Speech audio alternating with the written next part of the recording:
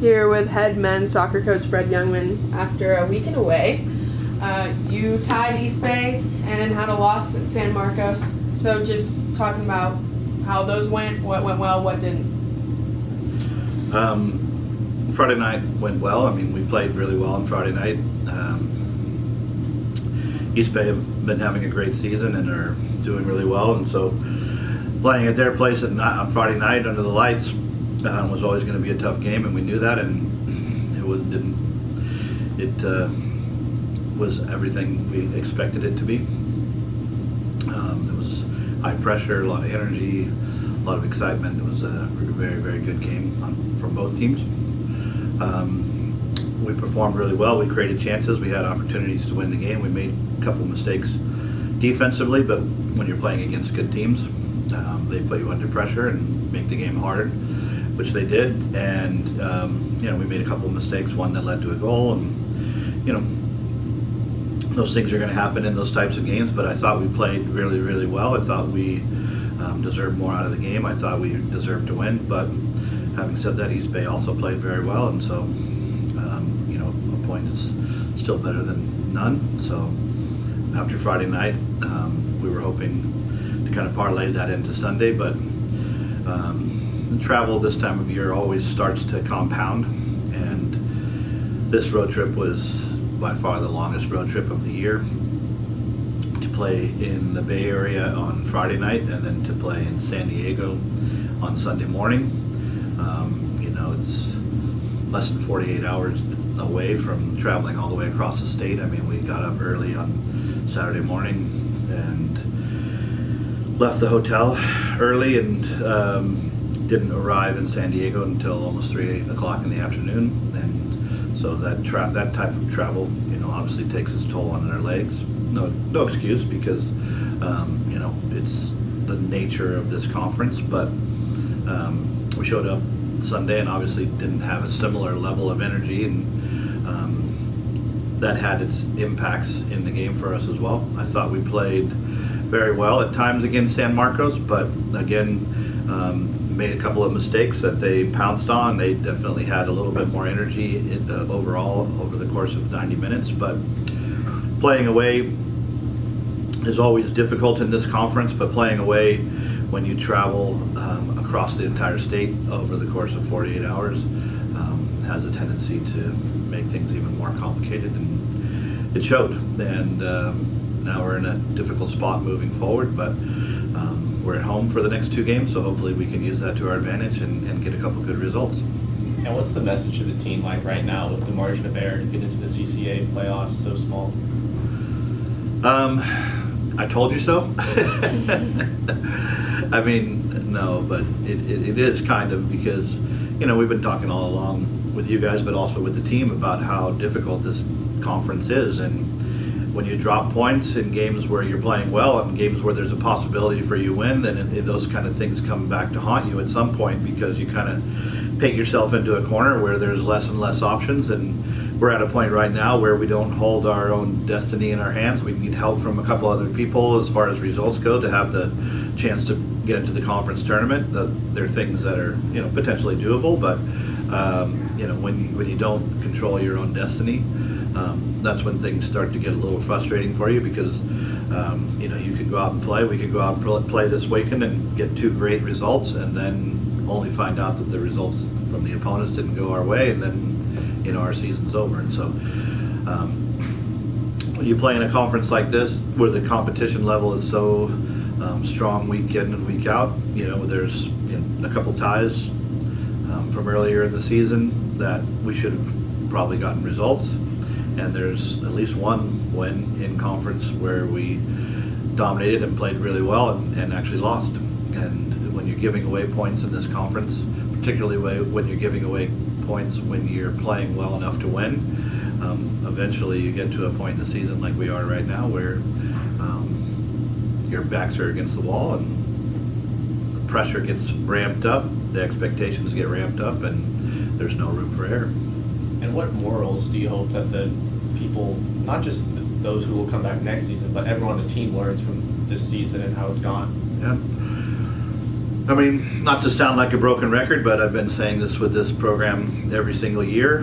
They need to learn the lessons of what it means and how to compete in this conference. But it seems like, we have a little bit of that goldfish memory, and it takes 8 months before we get back to the season, and we get back to the season, and we start the season fresh again, and then we think, this year is going to be different. But until they come into preseason with the expectation that every practice matters, every moment matters, every moment, every game matters, that we can put that kind of expectation into our preparation, so that, I would say for us so far, the peak of our performance this season has been probably the game in Chico.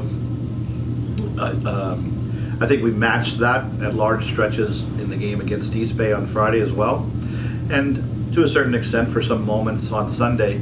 But if it takes us 2/3 of the way to the season to get to a point where we're competing at the level that we need to reach our goals, there's a lot of games behind us that we can't get back. And so this program, these players, everything that goes on in the program needs to be geared around the importance that at the beginning of the season there needs to be a sense of urgency. There needs to be a sense of expectation that we need to get to playing at that level as soon as we can, because that's how championship teams think. That's how championship level teams function. It's not rocket science. It's X, Y, and Z, A plus A, or B equals C kind of thing. And until we can develop a mindset that, as a program, where we start the preseason with the expectation that we want to be flying out of the gate, we want to be playing at our best at the beginning of the season, not warming up as the season goes along to get through half the season or 2/3 of the season before we get to the point where we can perform at our best. We're always going to be at this point in the season where we have regrets about the way the games have gone to this point, and we're always going to be in a situation where those regrets are going to lead us into a situation where eventually we don't control our own destiny like we are now. You've had some freshmen this season who have kind of, stepped up, like Yeah. Cooper and Duke, as well as James, have really stepped up and showed what they're, worth and what they're working towards. And how do you think, they're going to lead that team next year?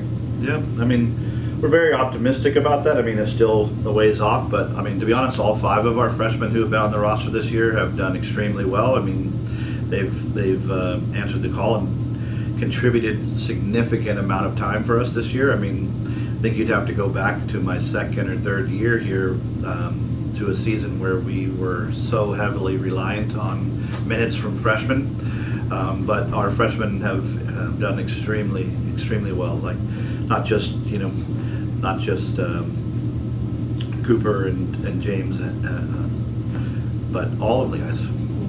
Every single one of them have done very, very well. Dylan and Kaz have had their moments as well for us, and they've been very important. And obviously Duke's performed pretty consistently throughout the whole season. You could make an argument that in our first 5 or 6 games, Duke was the best player on the field for us at times. So they've come in and they've just worked hard and they've had a positive attitude. And if they get 15 minutes, they do their best for 15 minutes. And they don't have any super high expectations other than to go out and step on the field and do the best they can. And I think it shows in their performances. It definitely shows in their attitude. And so, yeah, we're optimistic about the future. We hope that there's still an opportunity for us to make something happen this season. But yeah, definitely thinking that the future is bright for us as well. And you call that game in Chico last Sunday the high point of the season, pick up another point in Hayward on Friday, and then Sunday in San Marcos. When did you see in the game that made you realize, like, this might not be our day? Yeah. It doesn't, they scored, I can't remember exact moment, but I would say it was like in the 20th moment or minute or so in the game. And the game was obviously tight, hard fought to that point, which almost every game is in our conference, even games that end up being 5-1 at some point. The first 20 or 30 minutes of every single game in this conference is always very difficult, but they had an energy that day that you could tell right off the bat this was going to be a tough game for us, because they came to the game not just with the mentality to win, but they had an energy level that whether it's due to travel or whether, whatever the situation is, we weren't matching early in the game. And, as coaches, we're kind of encouraging them and pushing them to try to match that level. But if we don't have the ability to do that, that game is always going to be difficult. This Sunday is your senior day. Yep. So I'm not totally sure who are your seniors this year. We have 4 seniors this year, Juan, Cole, Marco, and Anthony. Those I say it every year, senior day is always a bittersweet day. It's a celebration day to celebrate the accomplishments and the contribution that the seniors have brought to our program, but also it's obviously sad because, it's kind of the beginning of the end, as we have to get to a point in a short time after that where we end up saying goodbye to them as well. So it's always a really bittersweet day, but we're going to focus on the celebration. We're going to focus on, the positives that these guys have brought to our program in the times that they've been here. And, this is our chance to shine the spotlight on them and say thank you for everything they've done for our program and the time that they've been with us. Awesome. Well, we look forward to seeing you guys play at home, and we'll talk to you next week. Awesome. Thank you. Thank you, guys.